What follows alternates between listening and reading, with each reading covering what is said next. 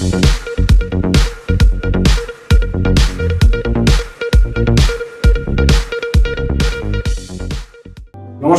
সময়ের বার্তা ডিজিটালে আপনাদের সকলকে স্বাগত।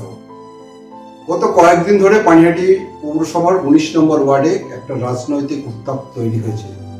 গতকালকেই পানিহাটি পৌরসভার উপপৌরপ্রধান তথা 19 নম্বর ওয়ার্ডের কাউন্সিলর তিনি একটি সাংবাদিক সম্মেলন করেন এবং সাংবাদিক সম্মেলন করে এই যে ঘটনা মিলন মণ্ডল এবং তার যে আনুষঙ্গিক যে তার সঙ্গে যে ঘটনা ঘটেছিল তার একটি অডিও রেকর্ড তিনি কিন্তু প্রকাশ্যে এনেছেন। কি এই অডিও রেকর্ডে কি বার্তা হয়েছে সেই বার্তা আপনাদের শোনাবো। হ্যালো, বলছি যে হ্যালো, হ্যাঁ বলো। বলছি তুই বাড়ি আছো? না, বাড়ি নেই, বাড়িতেই যাচ্ছি। ফোন করছি এতক্ষণ ধরে, ফোনটা ধরছো না কেন? আরে তখন তোমাকে একবার ফোন করছিলাম ওর জন্য। আচ্ছা, আরে সন্তুদা বিকেলের দিকে না, সন্ধ্যের দিকে বাবাকে মানে ফোন করেছিল, বুঝলো তো? হ্যাঁ, বলছি যে তোমার ওইটা তোমরা নাকি কেস করেছো? আরে ওটা কেসের জন্য না, এবার বলছি শোনো না কেসটা কি হয়েছে। সন্তুদা ফোন করেছিল সন্ধ্যার দিকে বাবাকে। হ্যাঁ, মানিক জেঠুর সাথে আমার বাবার ভালো সম্পর্ক। আচ্ছা ওই সময় হয়তো বাবার ফোনটা ধরেছিল, বলেছিল অফিসে যেতে। আচ্ছা, তো অফিসের টপি আর এও ছিল নাকি, দুজন মিলে কি বলেছে না বলেছে জানি না। বলেছে চলো কেস করে আসবে। নানি তখন বারবার করে বারণ করছে যে কেস করো না, কেস করো না, কেস করতে হবে, আমি ঝামেলা ফামেলা চাই না, বেকার ঝামেলা বাড়বে, এগুলো করো না, কেস করো না। তখন সন্ধ্যা আমার বলছে তুই ভয় পাচ্ছিস কেন? মানে বাবাকে বলেছে তুমি ভয় পেতে কেন, তোমার ছেলেকে ভয় পেতে না করো, আমরা আছি তো তোমাদের পিছনে দাঁড়িয়ে, করো না, কেস করে কি হবে, বেকার যেখানে ঠান্ডা ফান্ডা হয়ে গেছে সব। আমার বাবাকে নিয়ে এসছে, ও আর কোনো দেশ ছিল, নিয়ে এসে মানে এফআইআর করিয়েছে। এই যে কালকে এবার কেসটা মিটে গেল, এবার ওরা তো আমাকে বলছে, এবার বলো আমি কোন দিকে যাই? কি করলে জিনিসটা ঠান্ডা হয়ে ওটাই তো চাইছি। এরপর এই অডিও বার্তা প্রকাশের পর সাংবাদিক সম্মেলনে কি জানিয়েছেন, গতকাল কি জানিয়েছিলেন পানিহাটি পৌরসভার উপপৌরপ্রধান তথা উত্তর পানিহাটি শহর তৃণমূল কংগ্রেসের সভাপতি সুভাষ চক্রবর্তী গতকাল কি বলেছিলেন শুনুন। অর্জুন চক্রবর্তী বললো যে আমি একটু আমার স্ত্রীকে নিয়ে ঠাকুর দেখতে বেরোচ্ছি। পরের দিন সকালবেলা ও ফিরে এসে দেখে ওর নামে কেস হয়ে গেছে। আমরা একটা অডিও দেখলাম, যে অডিওটা দিয়েছিস ওদেরকে, অডিওটায় দেখলাম যে একজন উকিল আছে এখানে, সে নাকি ওদেরকে ডেকে জোর করে ডেকে কেস করিয়েছে, কি যে তোমরা কেস করো, আমরা আছি। গতকাল যখন সাংবাদিক সম্মেলন করে সুভাষ চক্রবর্তী এভাবে অডিও রেকর্ড প্রকাশ্যে আনলেন এবং যার বিরুদ্ধে অডিও রেকর্ড প্রকাশ্যে আনলেন এই মিলন মণ্ডল, তার পুত্র, তার ছেলের অডিও মানে ফোনালাপ সেটি সামনে এনেছিলেন। যদিও আজ অর্থাৎ এই রবিবার সকালবেলাতেই কিন্তু এই যে অডিও রেকর্ডটি তার নয় বলে দাবি করছেন মিলন মণ্ডলের ছেলে।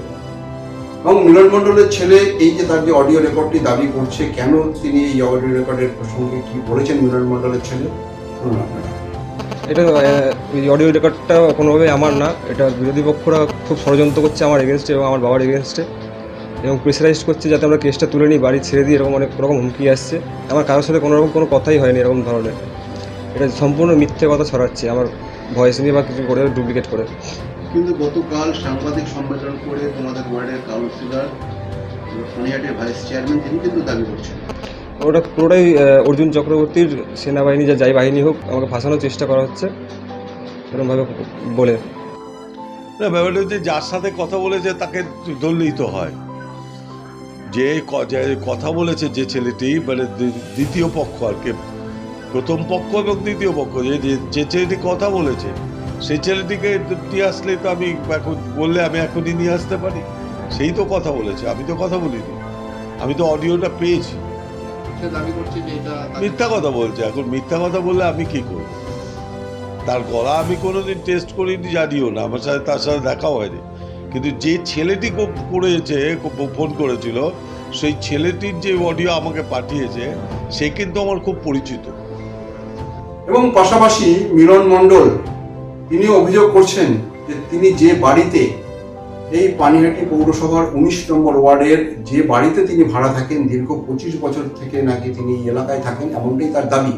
এবং যে বাড়িতে ভাড়া থাকেন তিনি, সেই বাড়ি থেকে নাকি বাড়িওয়ালা হঠাৎ করেই তাকে বাড়ি ছাড়ার একটি নির্দেশ দিয়েছেন, এবং জরুরি ভিত্তিক একটি নির্দেশ। তিনিও আশঙ্কা করছেন যে এই যে ঘটনা, এই যে গত কালী পুজোকে কেন্দ্র করে যে ঘটনা ঘটেছিল পানিহাটি পৌরসভার 19 নম্বর ওয়ার্ডে, তার পরিপ্রেক্ষিতেই এই বাড়ির মালিককে জোর করে প্রেশার করে এই মিলন মণ্ডলকে তাকে বাড়ি ছাড়ার হুমকি দিতে বাধ্য করছে। কি বলছেন মিলন মণ্ডল? নতুন করে আমার বাড়িওয়ালাকে আমাকে এসে বললো, দেখ ভাই, এখান থেকে আমাকে বলেছে ঘর ছেড়ে দিতে। তা আমাকে আস্তে আস্তে বললো যে তুই ভাই আমাকে 2 মাস মানে ঘর ছেড়ে দিতে হবে। তা আমি বললাম তো এক্ষুনি তো ছাড়তে হবে না, ঘর ছাড়ার জন্য 2-3 মাস টাইম দিতে হবে। বলছে ঠিক আছে, 2-3 মাসের মধ্যে তোমাকে উঠে যেতে হবে। আপনি কতদিন আছেন এই অঞ্চলে? আমি এই অঞ্চলে 25 বছর ধরে আছি।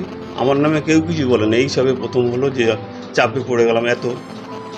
আপনার বিরুদ্ধে যে অভিযোগটা, আপনি অসামাজিক কাজ করছেন বাড়ি থেকে? না, আমি এখানে কিছুই করি না। আমি যদি কিছু করতাম তাহলে পাড়ার থেকে আমাকে অবজেকশন জানাতো যে এটা ঠিক না, হ্যাঁ তুমি এগুলো কেন করছো, কিছু তো না কিছু বলতো। কেউ কিছু বলে না। এই সব কিছু হওয়ার পর থেকে এরা অনেক রকম আমাকে চাপ সৃষ্টি করছে। কি ধরনের চাপ?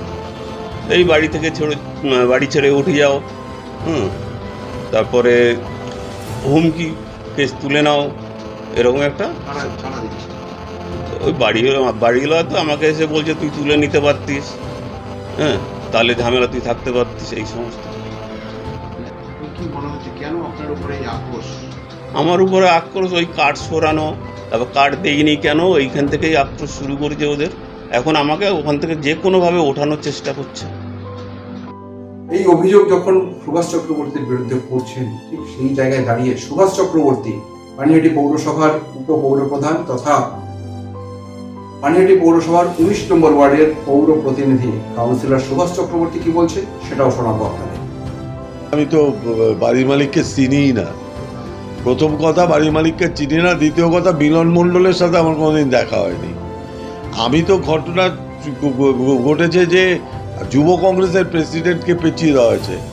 কারণ যুব কংগ্রেসের প্রেসিডেন্ট পিকচারে ছিল না। সে চাঁদা চাইতে গেছিল কি গেছিল তার কোনো প্রমাণ নেই। চাঁদা যদি 400 টাকা চেয়ে থাকে, সে তো 500 টাকা দিয়েছে। সেখানেই তো আমি এটা খুঁজে পাচ্ছি যে 400 টাকা চাঁদা চাইলো সে 300 টাকা দেওয়া উচিত। সে তো 500 টাকা দিয়ে দিয়েছে। তাহলে চাঁদার ঝামেলা এটা নয়। 1 নম্বর। 2 নম্বর হচ্ছে যে এই অডিওর ব্যাপারে যে বলছে,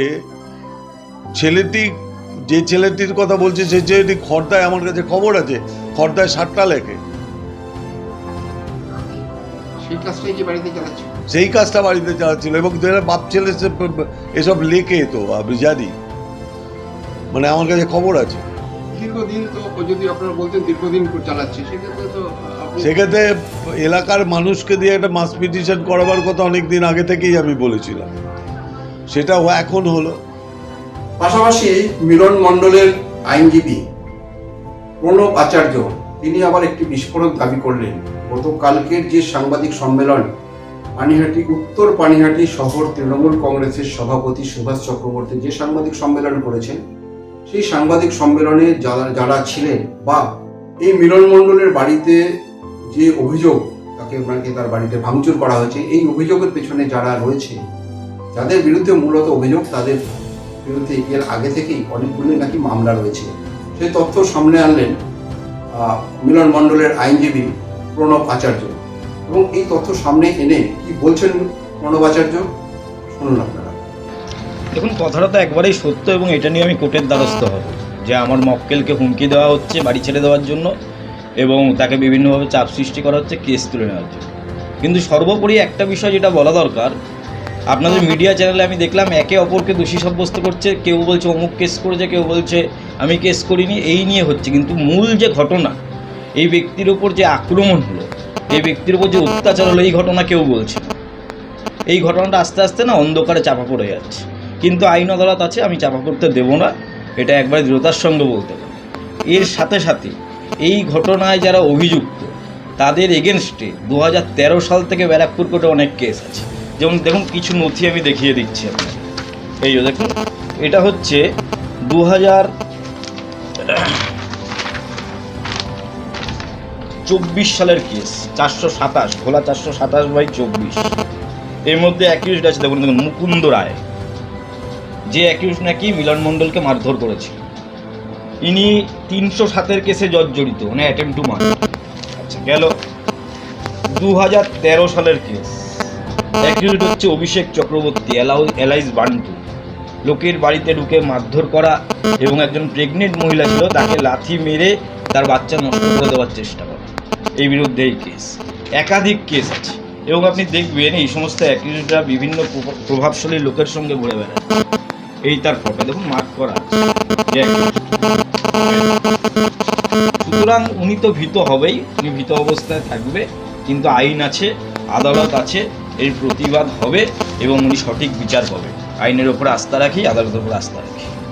পৌর বাচ্চার এই পাল্টা সেটাও দিতে ছাড়লেন না উত্তর পানিহাটি টাউন তৃণমূল কংগ্রেসের সভাপতি সুভাষ চক্রবর্তী।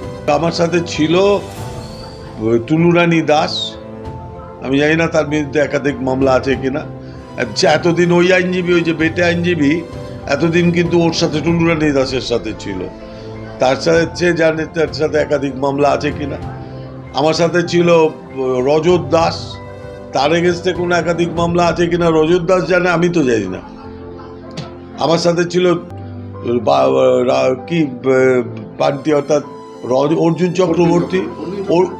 অর্জুন চক্রবর্তীর নামে কোনো মামলা নেই, আমি জানি। এই অর্জুন চক্রবর্তীকে এই প্রথম মামলায় ঢোকানো হলো, এবং এটা ঢোকালেও অর্জুন চক্রবর্তী সভাপতি হওয়ার পর। গোষ্ঠীদ্বন্দ্ব এটা নয়, এটা হচ্ছে পয়সার দম্ভ।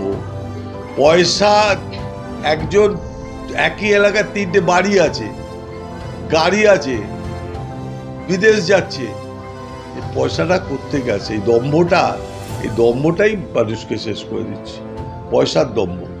সর্বোপরি পানিহাটি পৌরসভার উপপৌর প্রধান, উত্তর পানিহাটি শহর তৃণমূল কংগ্রেসের সভাপতি সুভাষ চক্রবর্তী সকলের কাছে একটা আবেদন করলেন এবং সেখানে দলমত নির্বিশেষে কোনো রাজনৈতিক যে দলের মধ্যে যে গোষ্ঠী কোন্দল, সেই গোষ্ঠী কোন্দলকে দূরে সরিয়ে রেখে, যেহেতু 2026-এ নির্বাচন, সেই নির্বাচনকে মাথায় রেখে দলের শ্রীবৃদ্ধি করার আহ্বান জানালেন উত্তর পানিহাটি শহর তৃণমূল কংগ্রেসের সভাপতি সুভাষ চক্রবর্তী। দেখুন, আমি কোনো অন্যায়কে সমর্থন করি না।